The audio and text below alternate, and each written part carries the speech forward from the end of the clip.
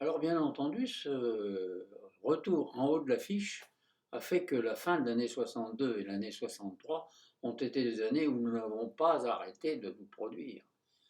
On a fait toute l'Europe dans tous les sens, en long, en large, en travers.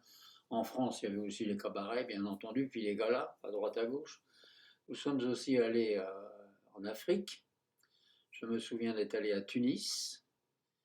Nous sommes allés aussi à Casablanca. Il y a eu une chose très, très curieuse à Casablanca. Nous étions dans une boîte et nous étions sur scène et devant nous, il y avait un jet d'eau. Et de l'autre côté du jet d'eau, il y avait la salle. On n'a pas compris. Le premier jour, on a donné le tour de chant là-dedans. Bien entendu, avec le bruit de l'eau, on n'entendait rien du tout. Les gens n'écoutaient même pas. Or, ça n'a pas duré longtemps. On a demandé à ce que le jet d'eau soit arrêté. Il paraît que c'était pas possible.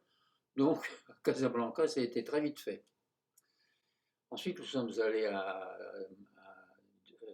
Dakar, puis à Abidjan, où on a passé de très très bons moments. C'était le succès.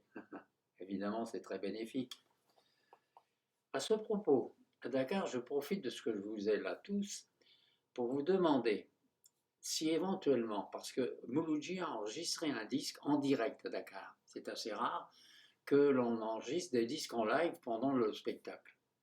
Or là, il y a eu un petit disque qui a été fait chez Vogue qui s'appelle Mouloudji à Dakar. C'est très rare, les disques en live. Je sais qu'il était très bon, mais j'en ai pas de nouvelles. Si quelqu'un parmi vous est capable de me renseigner, je suis preneur. C'était la rubrique des petites annonces. Alors bien entendu, le succès est très bénéfique. Ça marchait très très bien. Il produisait, il chantait de mieux en mieux. Il était dynamique, il était joyeux. Et puis il écrivait des chansons à une vitesse folle. C'était incroyable. Je le voyais travailler jour après jour. Il y avait une chanson nouvelle qu'il me dictait. Là, je prenais sous sa dictée. On arrangeait tout ça, c'était formidable. Tous les spectacles de la suite de Bobino ont été faits, à part Un jour tu verras et les increvables, comme on dit, Un jour tu verras et puis Le petit coquelicot. Tout le reste, c'était des textes nouveaux, des chansons nouvelles. Il fallait le faire. Il avait du talent. Il avait beaucoup de talent, Boulot. Beaucoup, beaucoup.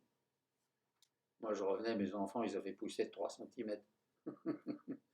Je rentrais avec des petits cadeaux pour tout un chacun. Tout le monde était heureux. Voilà. Merci pour cette bonne saison.